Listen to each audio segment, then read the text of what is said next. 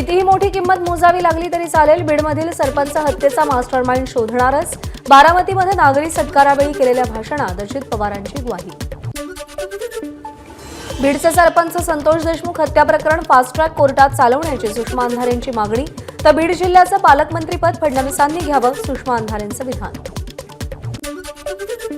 उपमुख्यमंत्री एकनाथ शिंदे आज छत्रपती संभाजीनगर जिल्ह्याच्या दौऱ्यावर. वैजापूरच्या पंचगंगा साखर कारखान्याच्या गळीत हंगाम शुभारंभासाठी हजेरी लावणार.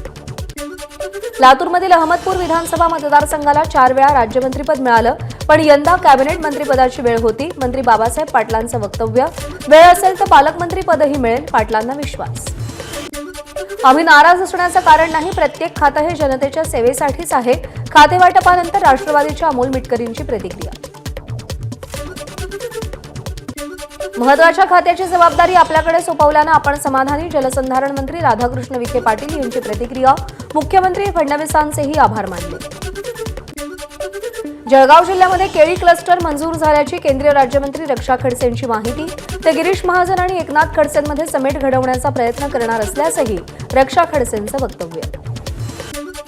मुख्यमंत्री देवेंद्र फडणवीसांनी ज्येष्ठ समाजसेवक अण्णा हजारेंची भेट घेतली. अहिल्यानगरमध्येही भेट झाली. सार्वजनिक बांधकाम मंत्रिपदाचा कारभार मिळाल्यानंतर साताऱ्यामध्ये शिवेंद्रराजेंचं जंगी स्वागत. नीर नदीच्या पुलावरती शिवेंद्रराजेंना भेटण्यासाठी कार्यकर्त्यांची गर्दी. खातेवाटप होताच सार्वजनिक बांधकाम मंत्री शिवेंद्रराजे भोसले ऍक्शन मोडवर. पुणे बंगळुरू महामार्गाचं काम रिलायन्सकडून काढून घेणार असल्याची माहिती दिली. मंत्रिपदाची शपथ घेतल्यानंतर मंत्री गिरीश महाजन जामनेर मतदारसंघात दाखल. कार्यकर्त्यांकडून मिरवणूक काढत त्यांचं भव्य स्वागत. मंत्रिपद मिळाल्यानंतर नितेश राणे पहिल्यांदाच सिंधुदुर्गात. यावेळी विकासासाठी काम करणार, नितेश राणेंची प्रतिक्रिया. तर जिल्हावासियांना सोबत राहण्याचं राणेंचं आवाहन. रायगड जिल्ह्यामध्ये रोजगार हमी आणि फलोत्पादन मंत्री भरत गोगावलेंचं जंगी स्वागत. फटाके फोडत आणि जेसीबीतून फुलांची उधळण करत कार्यकर्त्यांकडून जल्लोष. मंत्रिपदाची शपथ घेतल्यानंतर अतुल सावे पहिल्यांदा छत्रपती संभाजीनगरमध्ये. भारतीय जनता पार्टीच्या कार्यकर्त्यांकडून सावेंचं मोठ्या जल्लोषात स्वागत.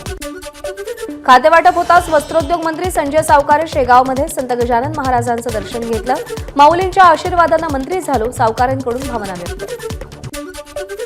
मालेगावमध्ये शालेय शिक्षण मंत्री दादा भुसेंचा नागरी सत्कार. ढोल ताशांच्या गजरात भुसेंचं जंगी स्वागत. येत्या 2 वर्षात शिक्षण क्षेत्रातील चित्र बदललेलं दिसेल, भुसेंकडून आश्वासन. आदिवासी विकास मंत्री अशोक उईकेंनी कळंबच्या गणपतीचं दर्शन घेतलं.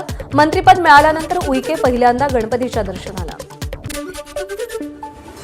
आदिवासी विकास मंत्री अशोक उईके यांचं यवतमाळ शहरात जंगी स्वागत. चौकाचौकात उईकेंवर फुलांचा वर्षाव.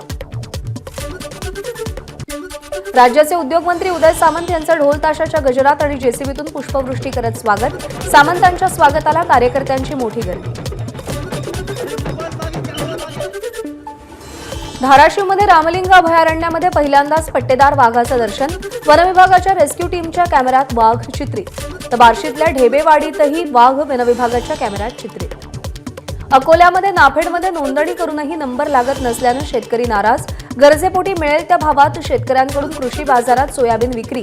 आवक घटल्यानं सोयाबीनचे दर घटले. लातूरवरून खामगावच्या दिशेनं जात असलेल्या धावत्या कारला अचानक आग.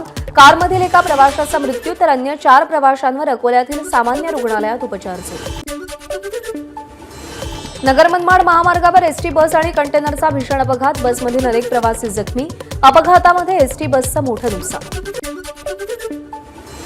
सांगलीच्या बोरगाव टोलनाक्याजवळ सीएनजी असलेल्या गाडीचा अपघात. अपघातानंतर स्फोट होऊन गाडीनं पेट घेतला. आगीमध्ये चालकाचा जळून मृत्यू. मुंबई आग्रा महामार्गावरती शिवशाही बसला आग. भीषण आगीमध्ये बस जळून खाक. सुदैवानं कोणतीही जीवितहानी नाही. अकोल्यातील मूर्तिजापूर अमरावती राष्ट्रीय महामार्गावरती भीषण अपघात. मालवाहू वाहन रस्त्यावरच्या डिवायडरला धडकून उलटलं. ट्रकच्या समोरचा टायर फुटल्यानं अपघात. अकोल्याच्या जवळा गावामध्ये शॉर्ट सर्किटनं लागलेल्या आगीमध्ये एक घर जळून खाक. 35 क्विंटल सोयाबीन, 7 क्विंटल गहू देखील जळून खाक. शासनानं मदत करण्याची शेतकऱ्याची मागणी.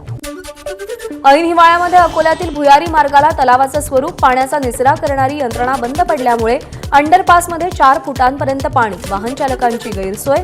प्रशासनाचं दुर्लक्ष. नाशिकच्या मनमाडमध्ये श्री गुरु गोविंद साहिब यांच्या 358व्या जयंतीनिमित्त सालाना जोडमेलाचं आयोजन. या सोहळ्यासाठी देशभरातील शीख बांधवांची उपस्थिती.